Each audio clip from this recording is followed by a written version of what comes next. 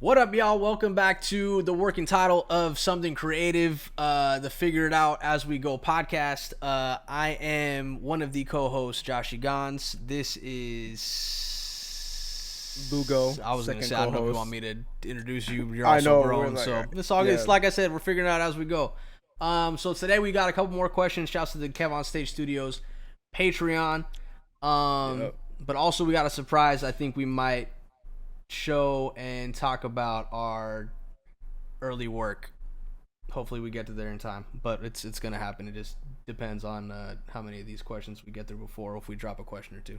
But we will be roasting our old work for sure, I'm not even tripping on it because but also I haven't seen the video in a while either, so it should be interesting. But hopefully by us roasting ourselves, our own mistakes, it'll help you guys not do what we did. For sure, and to understand that everybody starts somewhere. Yeah. All right, so this first question is a big theme in what I continue to work on and work through, so I'm glad it kind of popped up. I think we've touched on it a little bit last episode, but to have one dedicated question for it, I'm all in on. And the question is, what do you think are the most common upper limit problems creatives face? Upper limit. Can we define upper limit first? Yeah, what 100%. So upper limits are from, I don't want to say they're exactly from, but a book that Kev basically put a lot of us on to read. It's called The Big Leap by Gay Hendricks. We also had Gay Hendricks on one of the Love Hour podcasts, which is pretty fire. But his book is basically how to identify and overcome your upper limits. So an upper limit could be outshining. So you might hold yourself back for the sake of not wanting to overshine or outshine somebody next to you that either might not have had certain opportunities. I think another one is so it's pretty much, how do you hold yourself back? Yes, things that pop up in your life that you can identify that basically limit you from your higher self. You pretty much put yourself in a box. Gotcha. I think for me, as an example, growing up, it was always just stay humble, don't flex nothing. So that outshining is kind of something that I deal with. Because I never want to make myself come off arrogant in the sense of I got this look. But also I feel like that's held me back from celebrating a lot of wins or celebrating certain opportunities or just being genuinely happy from having something done without necessarily an accolade or anything like that. But I just never wanted even in conversations with family and stuff, I always kind of played a lot of what I do off because I don't ever want to be the one that's boastful or arrogant because I'm doing this XYZ. Yeah, it's just I get it too. It's like that little bit of guilt for just even mentioning it. It's no. I feel that for sure. I think for me, I think it's really, I'm trying to think, when I first started, it was really, I guess, confidence in your work. And when you're starting off, it's hard to be very confident, especially when you got your little camera, you got your little mic, and you out here running. And then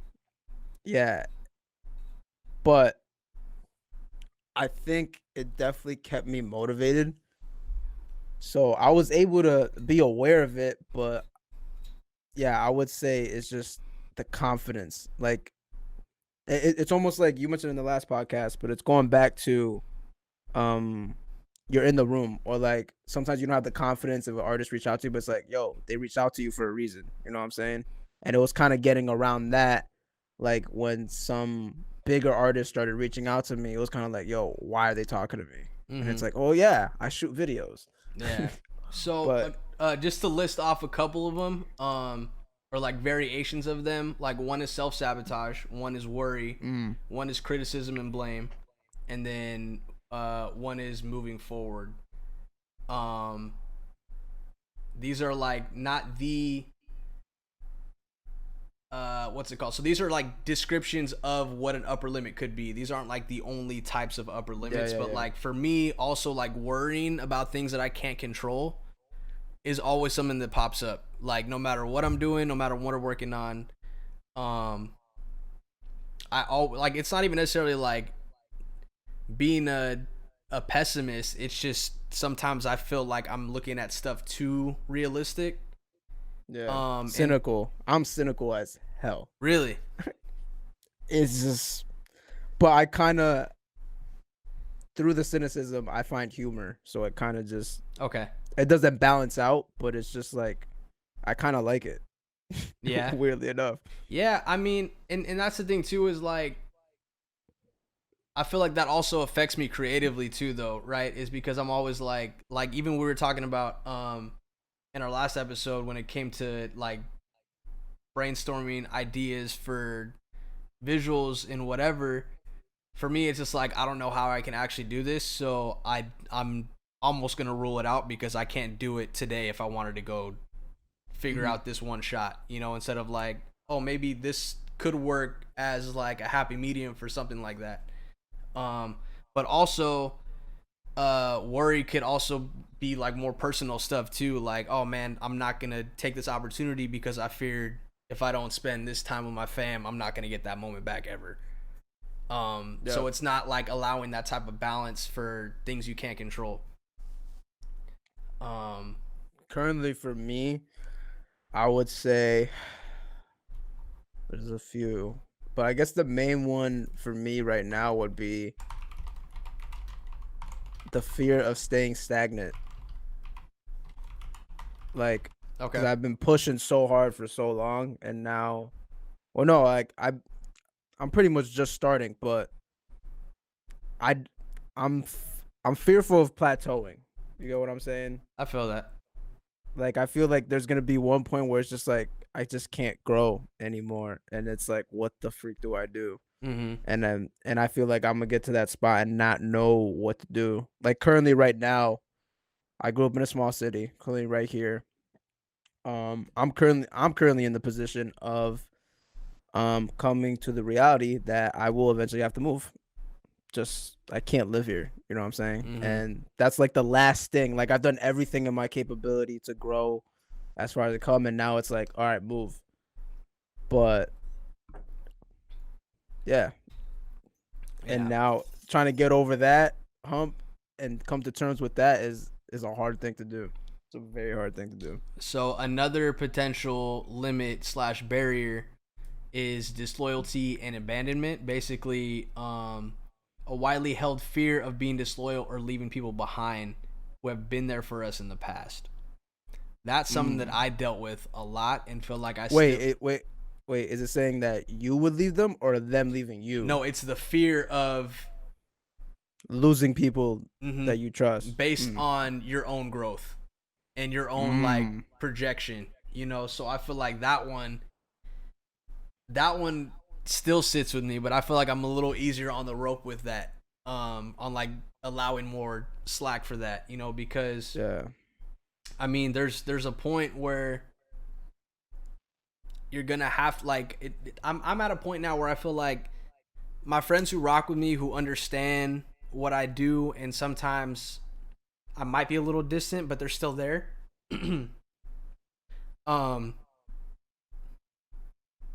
They get the full understanding of like I know that I could go back to that friendship and it's gonna pick off exactly where it left off, or pick up exactly where it left off, because there's no like conditions on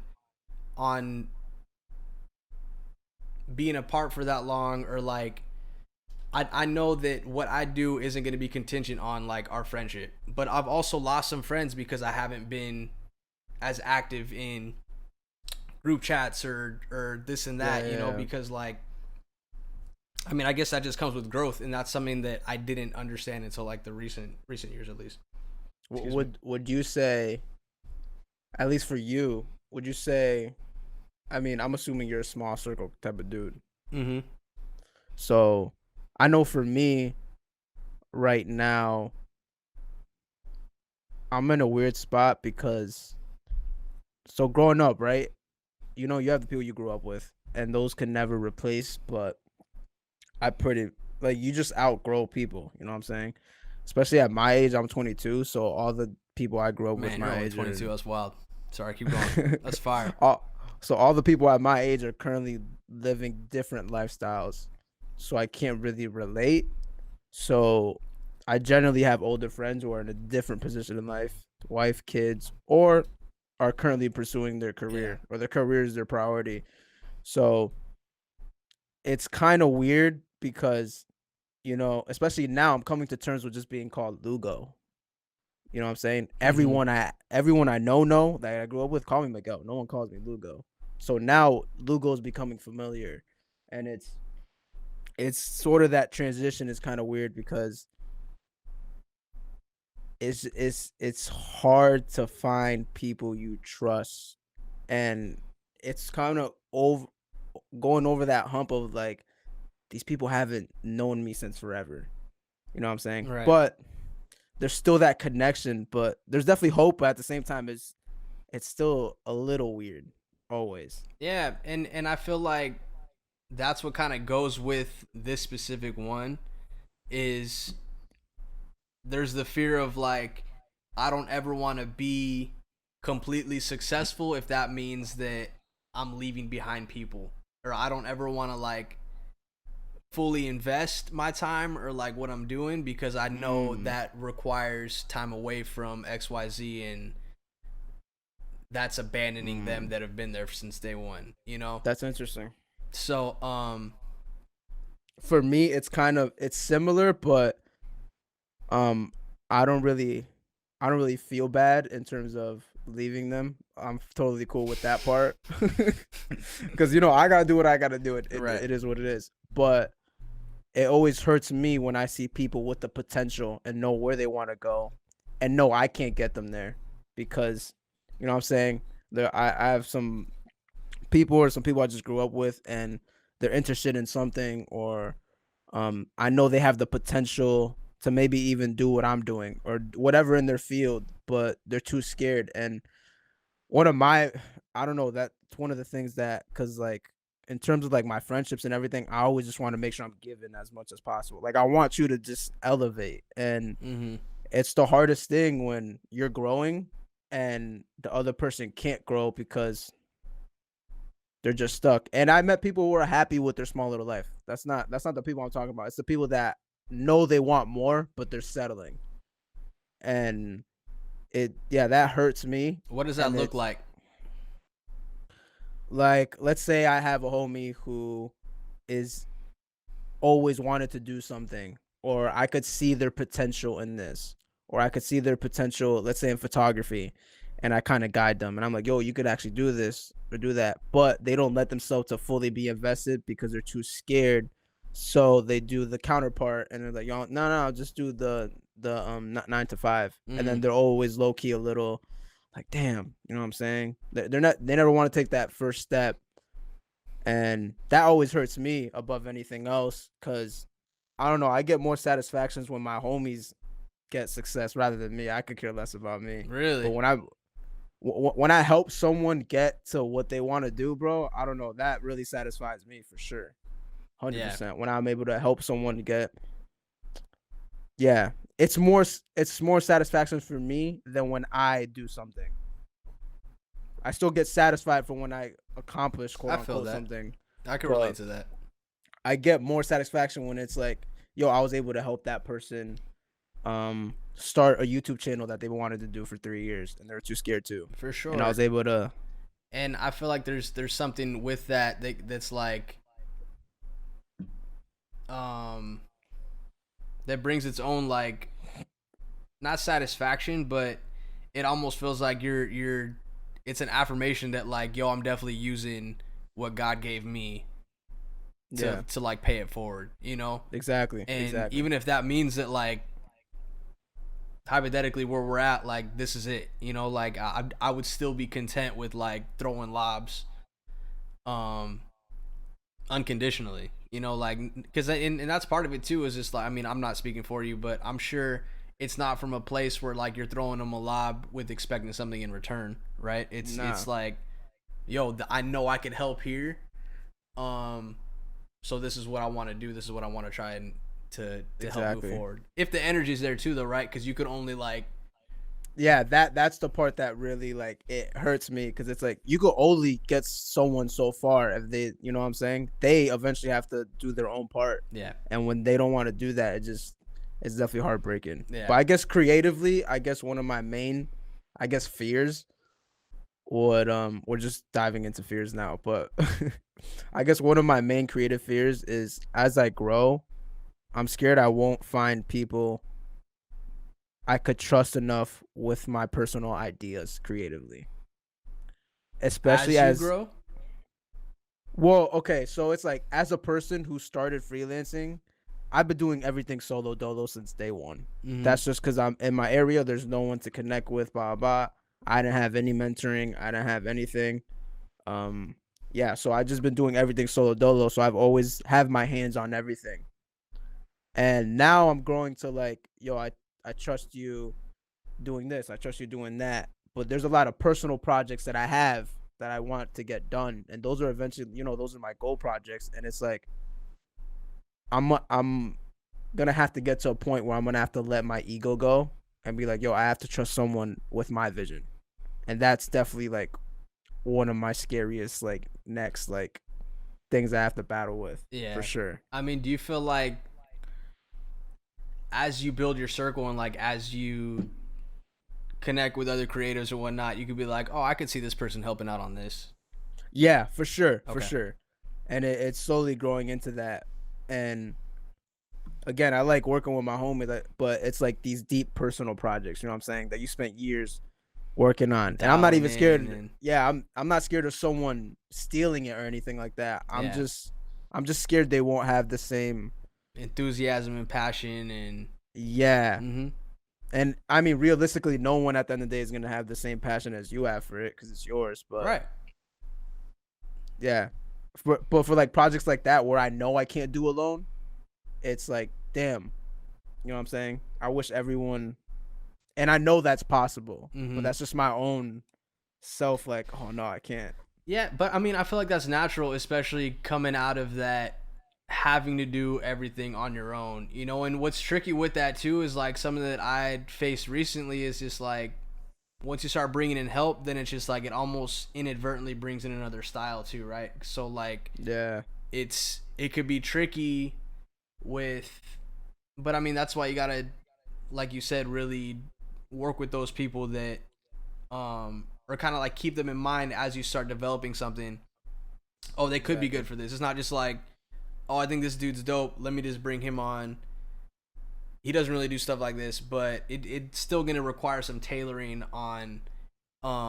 This dude could be good for this because he does this very well. It's not just like, oh, I like this guy's own style, but this is a different style. But maybe he could do something Exactly. over. Like it won't And then always. and then on top of that, apart from skill, like finding someone with that skill, but also be a genuine homie, like Mm-hmm. friendship. You know what I'm saying? Yeah. That's the hard part. Cause I could find super talented people, Mm-hmm. but you know, if they're the trashiest people, I don't want to work with them. Yeah. I mean, bro, because I mean, I can speak from that same element of like doing everything on your own. Part of that is not necessarily like a power trip, but it's like it's almost like I want to do everything my way because I know what I Yeah. like, and unfortunately, there's gonna be those times where you're gonna have Bro. to take a risk and try Yeah. something and collaborate. And It's straight up ego. It's straight up ego at the end of the mm-hmm. day. Yeah, And I know yeah, that very well, bro. and it sucks. Mm-hmm. It sucks, but yeah, once you let that go, like you get a taste, it's like, yo, this guy could actually edit. Like I'm tripping. You know what I'm saying? Mm-hmm. Yeah, and at the end of the But day, like chances are he's gonna be doing a job that you don't really want to be doing anyway, you know, or that opens up. Like they might be passionate about what they're doing, and you're like, that's really what I need because they can focus on that. Exactly. And that opens up your time to think creatively on something else and to book another shoot instead of locking that day into edit because you got to meet that deadline. Exactly. Um, but yeah, man, I mean that's a genuine, I think, warranted fear as you grow and develop. I'm glad you kind of broke that down because I was a little lost when you first said it. But Me too. fire. But but yeah, man, I think like one of my fears as I grow is being able to meet the gigs that present themselves creatively. Mm, Um, that's scary. bro, it's terrifying because like without getting into specifics, I feel like I was in rooms that I wasn't Supposed to be in. mentally tough and like mentally tough to be prepared for or like supposed to be in, but like off the strength alone, I should have just leaned into it and like I feel like that could have affected my execution or like um my potential growth or like in that circle or Yeah. in certain, you know, just in certain like Right. circumstances to where it's just like, oh no, I'm tripping. But even now I'm like I'm way more comfortable and I think that's part of it too though, right? Is like overcoming that fear is like being in those uncomfortable positions, being in those uncomfortable opportunities to where you might not feel like you're supposed to be there, but you just got to hit that ground running Yeah. and focus. Well, And once you do that little big first step, it's like when you get there, you're like, and no, after it's over, you're like, that honestly wasn't that bad. right. Like it, yeah, and Yeah. you just get comfortable with it, and at the end of the day, nothing's ever that deep, Nothing's ever. ever that deep and nothing ever gets easier the more you take on like not necessarily gigs because I know like gigs aren't coming in left and right, but the more you're open to like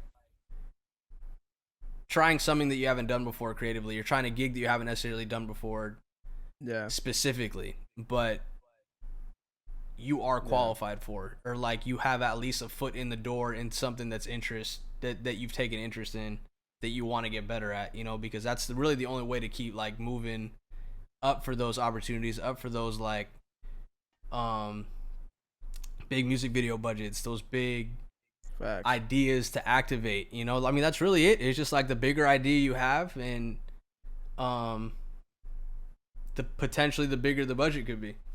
Yeah, that's something I've been learning too. Cause I know, like, just for example, I know some of y'all watching look at us like, yo, y'all doing it or y'all doing like what? It's like we really ain't, but we have baby steps, and I think one of the things that I've been coming to terms with is I've been figuring out what I want to prioritize in terms of my career, but I'm still open to literally anything. Like if someone hit me up with like an acting opportunity, I'd low key be down. Mm, I'm not saying I'm constantly pursuing it, but yeah. if the opportunity presented itself, don't be so quick to say no because it's not necessarily in your direct. I shoot weddings, you know what I'm saying? Right. Don't be stuck. Don't put yourself in that box. Unless It's that's like, what you love doing and that's what you want to do, then wire in, double down, be the best wedding uh, videographer, cinematographer, editor, video creator on the planet. facts. But Um, I would say even if you are dialed in, if a dope opportunity presents itself and it's a little bit uncomfortable because you're not mix used it to it, up, mix it up. And I who feel like knows? You might end up loving it. right, and I feel like that's a good exercise regardless to keep you out of complacency. Facts. Even if that means you took a gig and you messed up on it, you're just like, whew, well, I know not to do not necessarily that gig again, but I know not to do it this way again, you know. Yeah. And Or you even might, if you don't end up liking it, you 100% know now that ain't for you. mm-hmm. But regardless, you're gonna learn something from that, even if it is from a mistake. Facts. But one, I would say like another one of the early fears that I had was, and I don't know if I just put a lot of pressure on firsts in terms of like content wise Mm-hmm. because it's not completely dialed in. Mix between that and I'm just a procrastinator. Um, it was like I always knew that I wanted to do music videos. I always knew that I wanted to do like some type of visuals with artists, just because like I love music, and it would always, I mean, I always loved watching music videos as a kid. Yahoo Music was booming in my computer class. um at the time at least. But yeah, even like going back to one of the first ones I did, it was really like one of the first projects that I had seen through edit wise into completion on like a professional grade. Like I had edited little things here and there, but they never saw the light of day. Just because I was always not necessarily fearful of like, it was a mix between like fearful of putting something out, the reaction to it. My editing skills weren't there yet. It was just like a whole lot of things that didn't even matter at the time. Because the video that I did was like a let's just go shoot something and figure it out. Like, but that still stacks up. I feel like that just kind of grew in increments, but I'm kind of learning how to navigate it on like seeing projects through and like getting stuff out, because I got like mad ideas, but I just don't. I'll start like the creative process behind them, but like they don't ever get finished because I'm just like, oh, maybe it's not the right time to do this. Maybe I need this dialed in first. Yeah. How am I gonna roll it out? Because I want it to be dope. I want it to be like, you know. So like I'll still overthink like all these things, to where the perfectionism ties into the procrastination, and then it's just a bigger problem. But I relate heavy. fears, man. I relate heavy. All right, should we jump into these videos that Let's you do it, man. about? Let's big leap energy. And I think that's part of it too, bro. Kind of like tying back. It's a good book. I think I told you about this book. I'm gonna send it to you. It's called The Big Leap. It's short, but it's really just focusing on like dialing in on those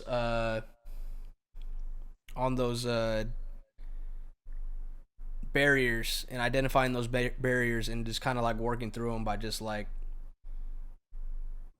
knowing what to overcome. Oh, we're gonna start off with me. Perfect. Yeah. Cool. So we got the J Prince last summer. I'ma just go ahead and intro this. Yeah, go ahead, man. So we got the J Prince last summer by Josh Gunn. Hey, one of the first music videos, 162,000. All right. Over 3 years, bro. I'm not gonna lie. There might have been some paid media attached to that. I can't confirm or deny that because I wasn't a part of that process. But whoa, guys, look at that. You got the Vivo. Hey. Hold on. Quick preface. This video came out my first month of not being employed as a creative. This was my first month after All Def. And I remember even just finishing this, I was like in such a weird headspace, because like mentally at the time, like my emotions were all over the place, because this was like, I knew what I wanted to do, but my job was over. So I was just like, am I gonna move home? Am I gonna like, I was in the whole figure it out. But like I had started this as I was like finishing work. But yeah, yo, man, that's so dope. Bro, look at God, because I swear, like when I dropped out, bro, I don't know what I was doing, and opportunities just started sliding up. Man, God be showing out. Put this do not disturb on. All right. But yeah, shouts to Jay Prince, shouts to Maz. Maz is Jay Prince's manager, I believe. They're still working together. But I had met Jay Prince and Maz at All Def. We had Jay Prince in some content, and then I helped out on one of his music videos, and then he was just like, yo, I want to shoot something to this song. And I was just like, let's figure it out. But we'll start going, and then we can start talking about it after. Word. So just for some background information, what camera were you using?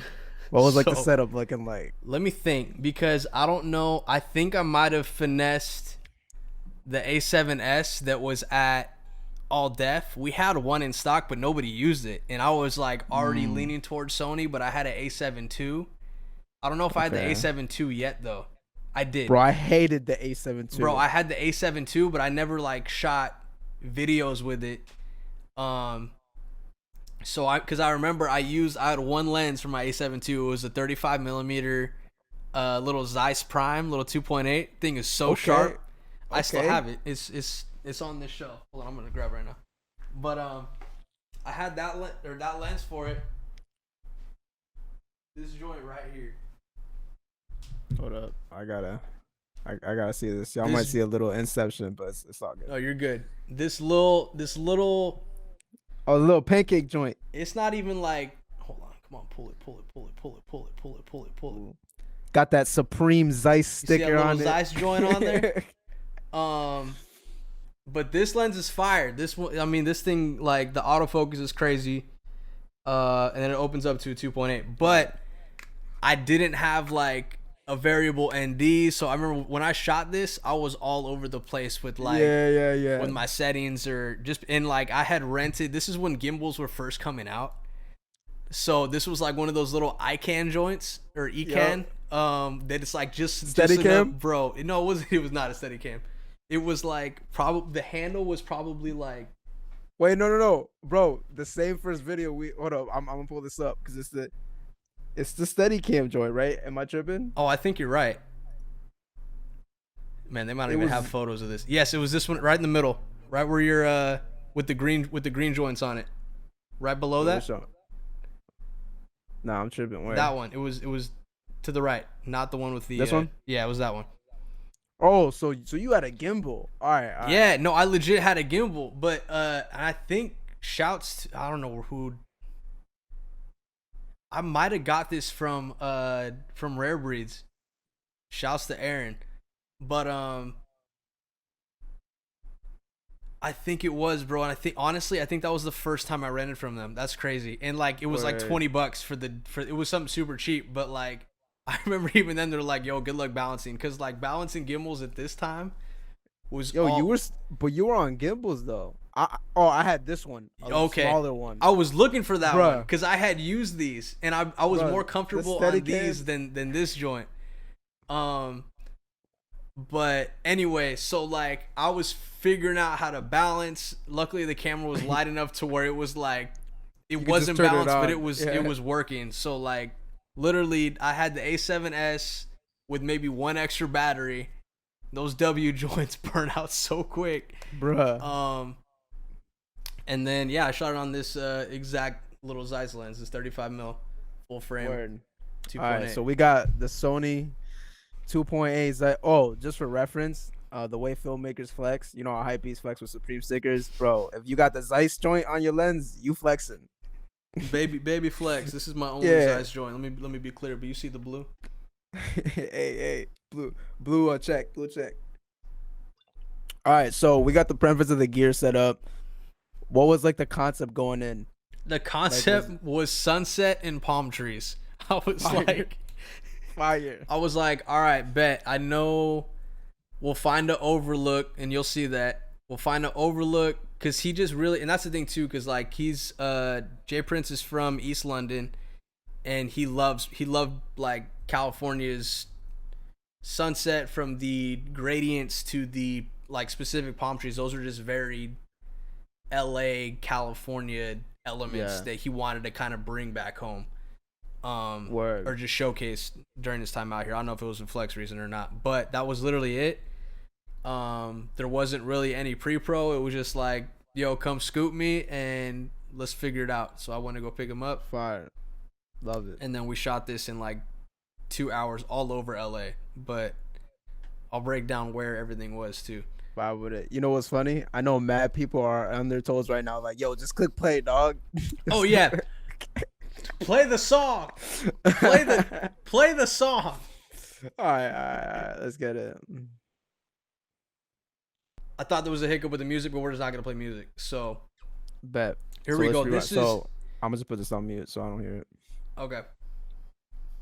All right, we got the palm trees. We got the palm trees. It's a little framing, we got but shouts to the text. Inception of recording. These were not my titles. This was on an overlook, bro, and that gimbal was all over the place. He used the Jaden Smith as a reference too. Wait, was Jaden Smith that year? Sheesh. That was so long ago. This is 2017. That might have been Sire, right? Yeah, that's crazy. Ooh, okay. I think we shot like 7 takes here just as all. I think this is mirrored. No, this isn't mirrored. You'll see one that's mirrored.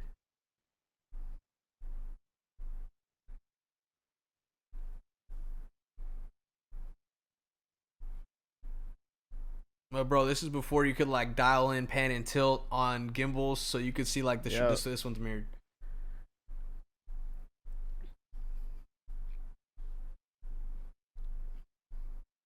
Okay, if I'm positive, if you could go back, like, what's one of your gripes with how you shot this?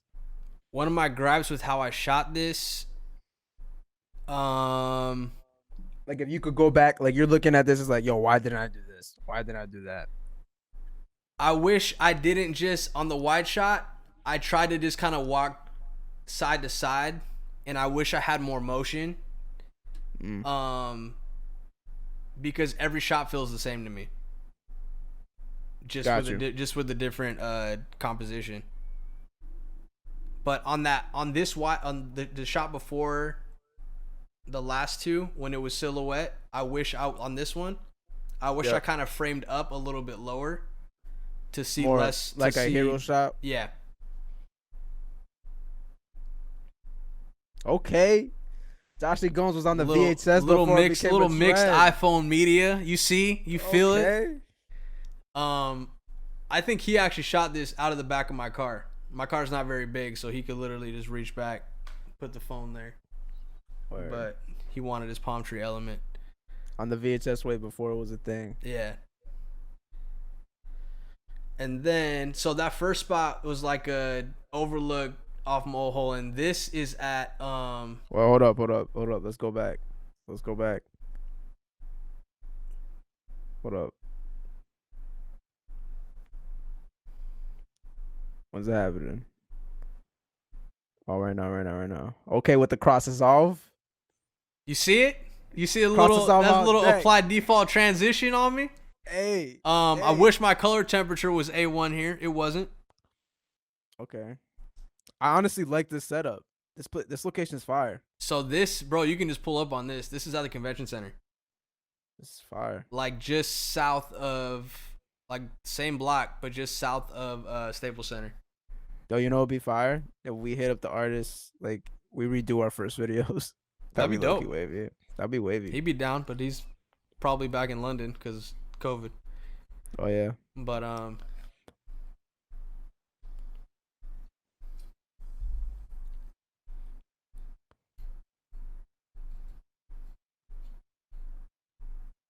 man,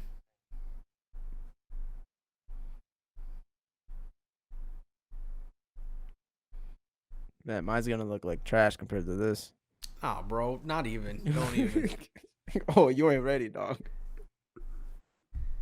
You are not ready. Got the generators in the back on deck. Bro, this shot's clean. I really like this That's shot. my favorite one. I don't know. That's the thing too. Is like I look back and I don't even know. I know I want to do something. I would have wanted to do something different, but maybe it was the lens that I had. Maybe something with like a longer focal range. Yeah, like just switch up the angles and stuff. Mm-hmm. Okay. So this, Okay, what's this? this he teased another song. I don't know if the song ever came out. I low key want to ask him for it. I see there's some light flashing. So we drove by the 7-Eleven. I think this is Crenshaw and I don't know, maybe 3rd Street. There was a 7-Eleven with his light flickering. Initially, because he wanted to tease this or have like this different ending. I had to do this jump cut. Because the gimbal started going up and down, bro. Oh, It started man. tweaking on me. I was hot. I was so hot. But it kind of just worked out. And then you could see the gimbal like still shaking and moving and grooving, doing its own thing. Yo, this font's fire. That font's super dope. I think he ran with that on his that might have been his album font. But his videos have gotten super dope since then. But Yo, this is a solid first video, dog. Thanks, man. This is solid. People would people would pay good money for this. Yeah, I mean, any money would have been nice, but that's my dog though. I was just like excited to do it at the time, but then like from when the project started to the project ended, my life was completely changing, and that was over the course of like a month and a half. Hey man, Stop, man. Thank you. I'm up on that. I'm up on that. Far We're about too to go to kind. mine. We're about to go to mine. And woo wee. Here we go. All right, I already love the snow, bro. I know you're sick of it, but all right. So I'm gonna break down my setup. all right. At the What time, would you have? we saved up Canon EOS M, the first one. The Oh, little y'all were you were EOS M pioneers, bro. bruh. Y'all should have sent this to Canon. Canon ESM before the M5, before the look at all these new ones. Yeah, I had bro. this little cute little joint. Perfect gimbal though. Perfect gimbal Same camera. same lens, 22 mil. The two. I was like, ooh, the two, okay. So this was this setup, and I had Econ, bro. I don't know what the freak that's called. It's not even a steady, bro. It was like green, dog. It was. It looked like one of them little cheap joints. The one with the weight under it. Um, bruh, it was cute to say the least. Like if someone saw me, like, oh, Oh, he's trying. yeah, he's trying. I would say it's the equivalent level to this. I've seen these though, bro. No, this is a gimbal. Oh, Anyways, man. I pretty much wanted a gimbal, but this Mhm. this was like, oh, it's like this. It's this one. Here it is. It's this joint. A smaller, cheaper version. It was like $40. Bro, Loki, these are only 65. I might cop one of these. What's the payload on that? So is one of 6.6. these. That's the Komodo.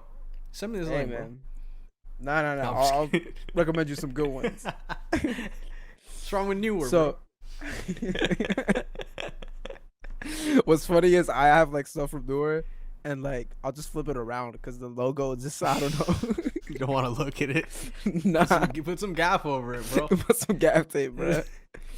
Yep, I Oh, am. man. But honestly, but though, if y'all if you're wanna just sponsor us- just getting going though, and this is, I mean, that's the thing too, is like Newer has some stuff that's good for. I need some kind of light. I need some kind of Bro, Newer is something. fire. It's the same thing with Haynes, bro. I'll buy a Haynes hoodie. 1000%. You Goodfella don't from see me Target. That's rocking all a I hoodie rock. with Haynes in the front. It's low key. You know what I'm saying? Mm-hmm. You don't wear anything with Haynes in the front, but you know it's a fire hoodie. 1000. It's a fire hoodie, but no one knows it's Haynes. 1000. So you know if you buy Newer stuff, just put See, gas these are tape these over are it. probably carbon fiber too, man. Yeah, you see that? They didn't were, have, they didn't yeah. have carbon fiber back then. Yep. So I had one of these with the Canon EOS M. Okay. Low pro, low footprint. Yeah. So I was Lightweight. doing a little ninja walk. Mhm. The other thing was, bro, it was like 5 degrees. Nah, We had bro, to do the this sun's in out. like, no, bro, it was 5 degrees, and we had to do this in like 20 minutes because it was freezing. When was this? This was, oh, this was 2016. Oh, so we're about a year off. Okay, 117,000. Sheesh. Yeah, bro, relax, Mister. What did I have? Barely this. But what was fire? The reason it has so many views was because the artist Dante Bo, who is popping now, but at the time he was not popping. Mm-hmm. He was he wanted Alex to do a dance, and this video released before his actual music video. So anytime someone searched up Potter and Friend to hear the song, they would see this first. Fire. So it kind of worked out. And what's fire was it was able to be on my brother's page. So my That's brother was super able dope. to, yeah. So hey, shouts out to Dante and Jesse. Shouts out. All right. So I would say the first thing, which I see even filmmakers do it now. Yeah. So don't do this. In my mind, you know, as me thinking I'm a colorist in 2016, just spotted You ESM. are, I'm bro. like, don't limit. no, now I am. At Oh, in 2016, I thought I 2016, was, got you, got you, got bruh, you. Cool, cool, cool. Yeah, yeah, yeah. 2016, You weren't bro. that lit then. You weren't that lit yet. Bruh, I thought I could color anything.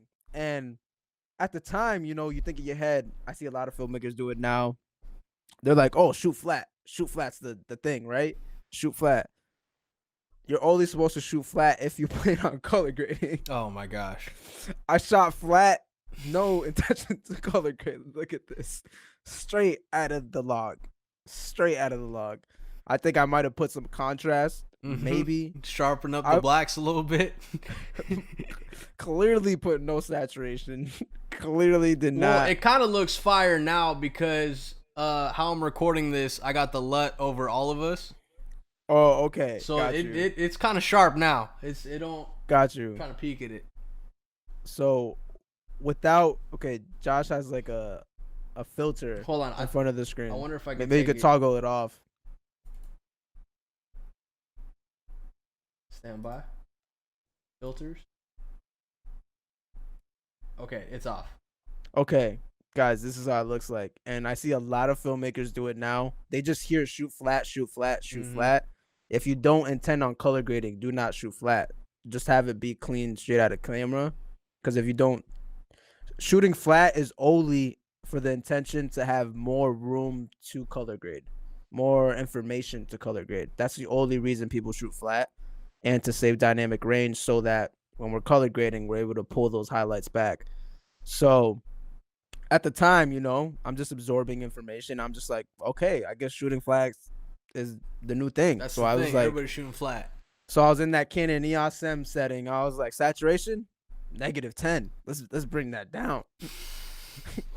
Because these Canons don't have log or nothing. You just grab the regular picture profile. Just go flat. Sharpness down. Everything down. And so, it's and the tiers you get like 3 little notches. It's not even. Yep. So that's my setup. This is actually on my block. Kind of. This is where we were living at the time. Some houses over there, but yeah. So we just pulled up. There's like a little school right here, and we just did it in the driveway. Not in the driveway. I mean in the street, one of these side streets. It's like, man, y'all got a big driveway. Yeah. So. A lot of movement. Bruh. I was in Final Cut Pro. This was Final Cut Pro. This wasn't 7. This was 10, but like the first version ever of 10. You got Pro though. Pirate Bay. Bro, I got it on some pirated website, bro. I was not trying to pay for that. Figure it out. We've all figured it out. Hey man.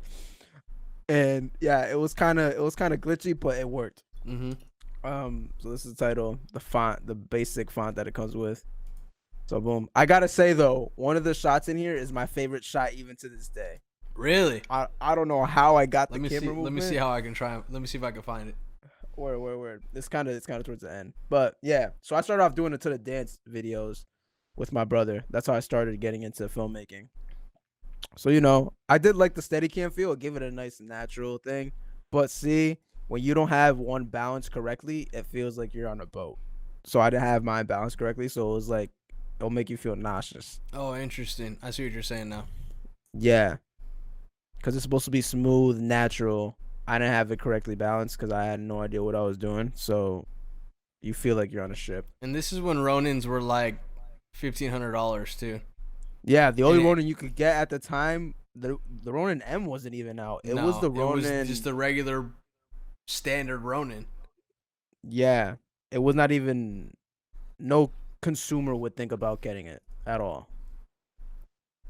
Fast forward. Okay, this I did not know about frame rates yet. I thought you could just slow down anything. Gotcha. So if you play it back now, I was trying to slow down 24 frames per second, choppy as hell. Oh, so you're okay? Like the drop frames? Yeah. He's just dancing. It's kind of weird listening to without music, but if y'all want to check it out, it's partner and friend. Yeah, I'll throw the links below. Boom, boom, boom. It was cool. It was just pretty much this the whole time. I like I said, it was pretty cold, so we did like 2, 3 takes, And then got out of there. bro. It was so cold. The B-roll. Walking Um, back to the crib. yeah. This was actually a shot of me testing out the camera before we shoot. I just ran out of B-roll, and This fits. I was like, F it, like just throw it in, Oh like man. All right. So going back to, I mean, not to cut this off, I yeah, yeah, wish I shot more B-roll on my first one. But then I feel like I kind of just stuck to that, to just shooting primarily performances, but it's also yeah. mainly I because I feel like like performances, but there needs to be, I think there always should be a balance to tie some scenes together. yeah, I think the general course of a filmmaker coming up is you don't shoot enough B-roll. Then you get to a point it's like, okay, I need to shoot more. Then you overshoot. And then now I'm finally at a point where I know what I want to shoot and I'm gonna get that take. Got it. I have that good, but I'm not in the overshooting or anything like that. So Yeah. it's definitely you definitely have to try both ends to really find your happy medium and know what you need. I agree. Yeah, I mean, even for me, like, I know how to get like nice B-roll shots, but now I want to be able to add the feeling of the room or add the feeling of the scene from those B-roll shots, if that makes Yeah. sense. Yeah, I So remember at a point, especially because I've done a lot of like tour work and doing like recaps and stuff like that. You know, you're kind of in the mentality of like, yo, let's just get everything. All right, cool, yeah, dope idea. And now I'm more selective and like, no, that doesn't fit the story. Let's stick to the story. yeah, And it's not to say no to an idea, but it's be open to that. It's like, okay, cool. How does that tie in with the story? It's because at the end of the day, when you're working on bigger sets and stuff, time is everything. You losing light, you losing everything, and it's just like you got to be selective. You got to know what you want. That's why you got to be prepped. You don't necessarily have to have like a shot list specifically, like shot per shot, yeah, but I found the best way is have a general loose story and plan all the technical stuff. That way, when you're on set, all you have to focus is on creative. You have improv on creativity. So yeah, solid. this shot It's a good direction to go after it that. was a prep. He was like trying to fix the speaker and stuff, and he just randomly look. He's like, "Yo, what you doing?" And I threw it in as a 0. Got straight out. Oh man, look at this. Look at this. Okay, I think this is a shot, bro. This is one of my favorite shots to this day. Right here. And with the song, where's it going? Right here, right here. I don't know why I love that shot, dog. With the song and everything, it just fit well. The camera movement I really like, but everything else was trash. I liked it because you were following from his hands. It's almost like you tracked his hands from the top Yeah, if to you the watch ground. it, if you hear with the music, you're like, oh, okay. Mm-hmm. But yeah, compared with the setup I had, it was amazing how I got this shot. It was a miracle. Yeah, that pretty much sums it up. And then we get to the You should throw the EOS M on a gimbal and then shoot with it again. yo, bro. We bought it off. I remember at the time I was raking leaves. I was it's 2016. I was still in high school. I was December. Yeah, I was a junior. I was a junior in high school, and I was raking leaves on the side, saving money. I didn't have enough time to do like a full side job because I did sports, Mm-hmm. so I had to rake people's houses. Me and my brother saved up, bought it on eBay, $90. Yeah, I said, bro, we thought we was lit, man. That was a start though. That was a start. All right, let's go back to um. I don't know how to get out of this.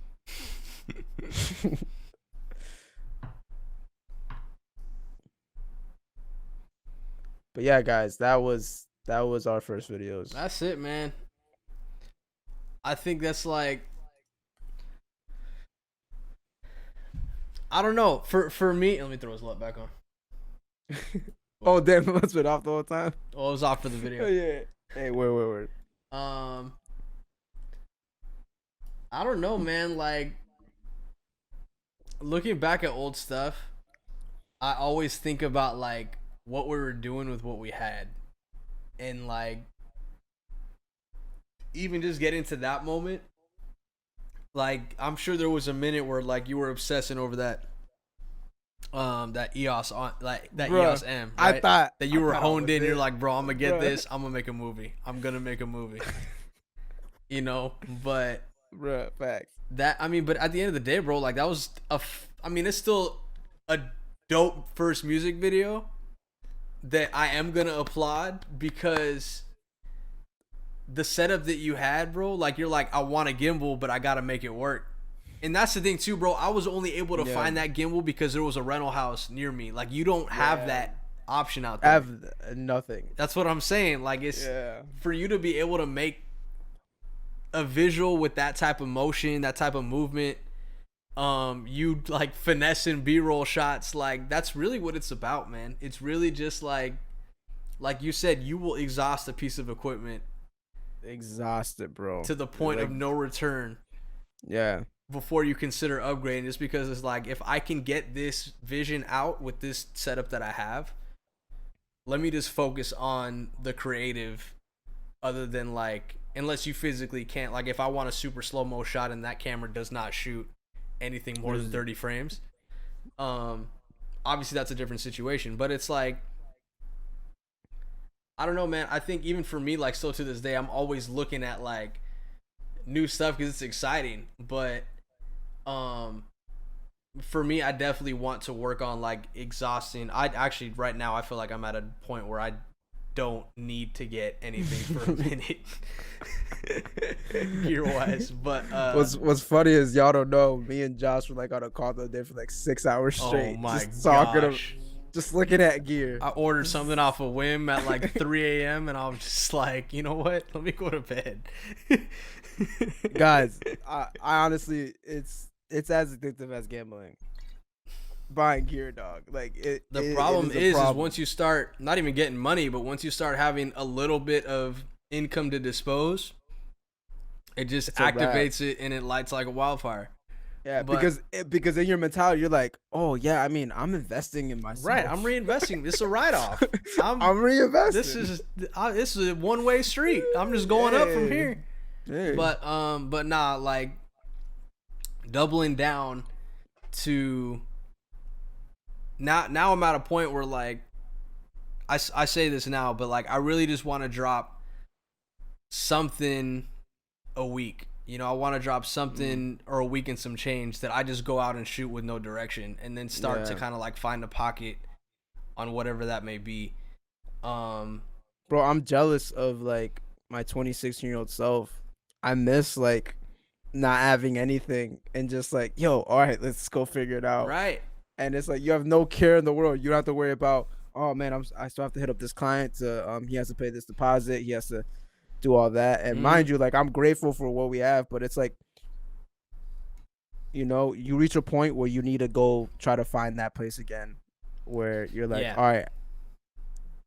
And yeah, I think that's an important place to be. For sure. I mean, and mind you, bro, it's amazing that at 22 you're able to be making these decisions, that you're able to be in that like not refresh, but like you know where you started 2016 you versus like now you.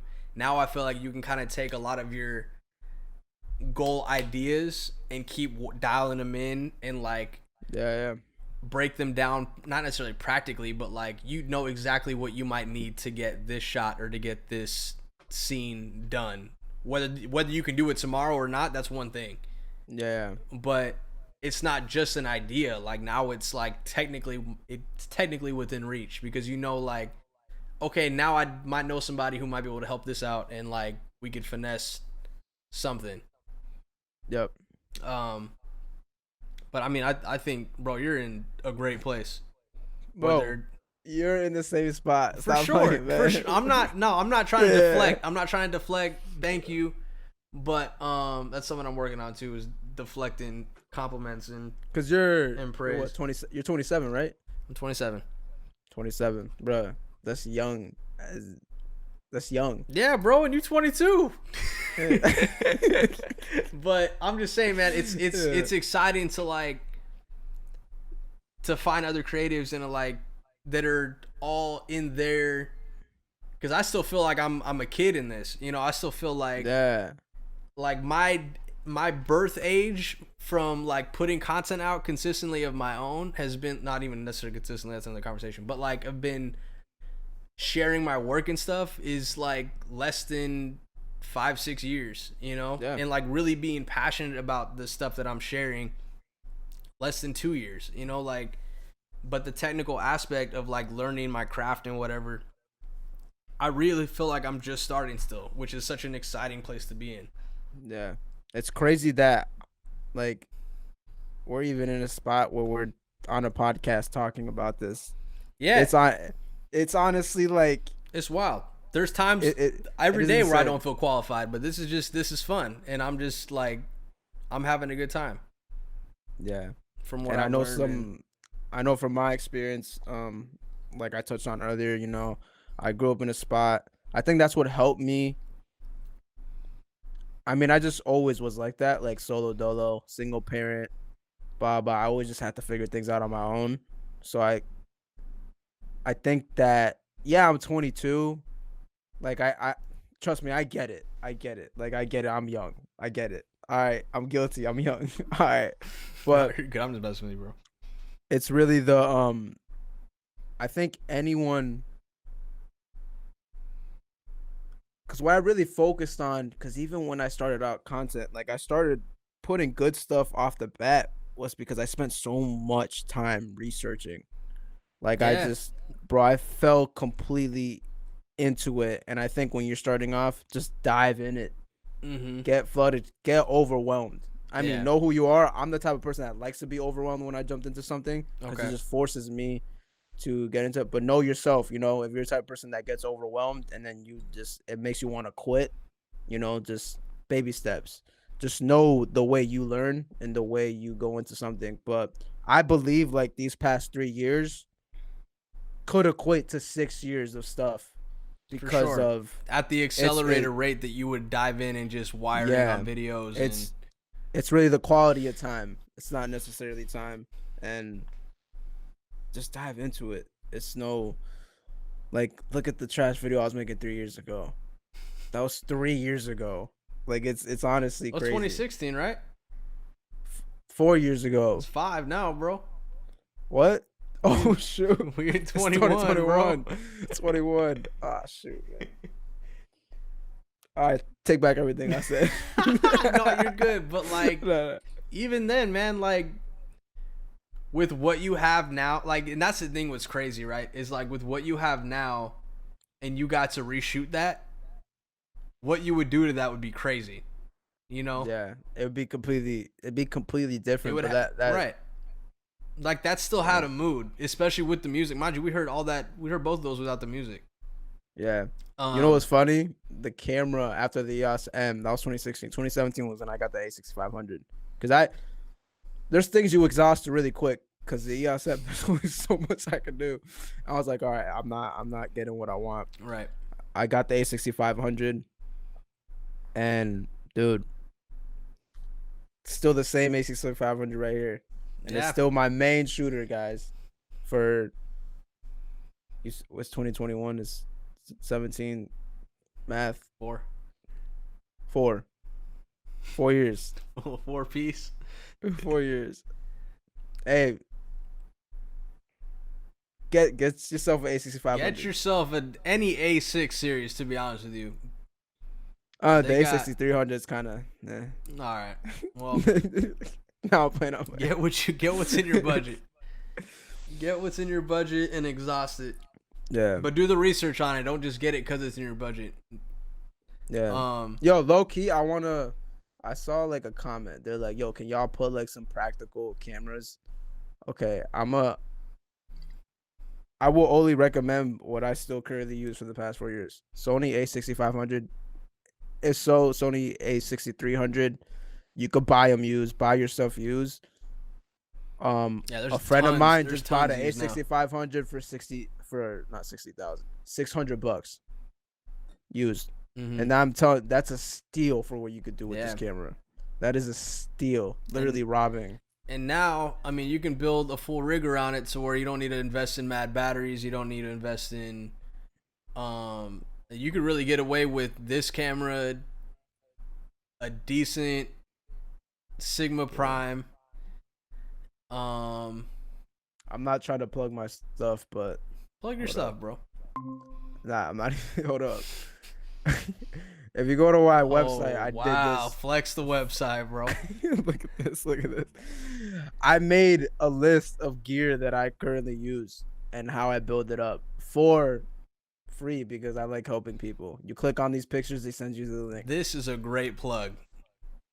But like you just click on the picture, it'll take you there. This is the body. This is all, guys. This is all just stuff that you build around it. But you could start with the bare bones: the camera, the 16 mil, and an ND filter. You don't have to get the most expensive thing, but these are good starting ground. This is what I currently use, guys. It's just you just click picture. I still use this stupid Xeon crane. I think I'm gonna try and bring this Ronin S to you if I could take it. Hey, say less. Yeah, guys. So I just want to help out y'all. Yeah, that's it. I'm Solid. done. No, that's a great plug. We'll drop the. I think I put the website in the Yeah, you did. description. I'll Yeah, do you it did. again too, though, and I'll put the links to these music videos. But yeah, man. I think I don't know. Like looking back on my, it's interesting because like I feel like looking back on yours, that was like prime of like that. I would never have thought that you used that camera for that. Really? No shot. The little cute little The little EOS M. I Yeah. really like because it still looked like a good quality. It didn't look Yeah. like you just shot it on a little point and shoot. Yeah. Because the EOS M is pretty much, it's literally right above a point and shoot. It's like a happy medium. Yeah. But I just And at this point with the iPhones, bro, oh yo, man, y'all are blessed right now. So don't like you get a the decent accessibility you get a decent iPhone. You could throw. of gear. You get a Pro like a what's that? What are those apps called? Oh,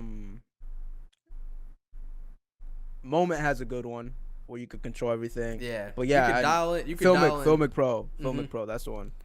But how many cameras came out last year alone? At least 10, 12. Oh man, I don't even know. It's Sony just, announced guys, some new ones. This is like the high rise of new cameras coming out. Yeah. And don't buy the new cameras, but when new cameras come out, the older ones get cheaper. Yeah, no doubt. And No doubt, man. Well, I think it's a good place to stop. yeah. Had a great time going over our early work. Maybe I don't know. Let us know if you guys want to see more stuff like that. I don't mind sharing more work. I thought it was kind of cool. Like I said, I haven't seen that video in a minute. Same. Yeah, maybe we could break down some stuff we did, That could be tight. I'm definitely open to etc. Yo, maybe we could break down some movie scenes, how we think they were shot. I don't know. I'm just that throwing could out be ideas. cool. Movie scenes could be interesting, or just Yeah. like some of our favorite shots from movies, That'll be fire. what we liked about them, and whatnot. Yeah. That's also cool. Yeah, let us know a couple more questions or what stuff you might like to see more in the future, in the future. I'm tired, man. I've been on this camera all day. Shouts to Here's the Thing bonus episode. Yeah, shouts out. But yeah, man. That's all I got. Lugo, let them know where to find you. Where's Lugo everywhere? Perfect. This is something creative, and we just did something creative. There you go. All right, guys. Hopefully see y'all next Saturday. Or whenever we shoot one next. Peace. Peace, y'all.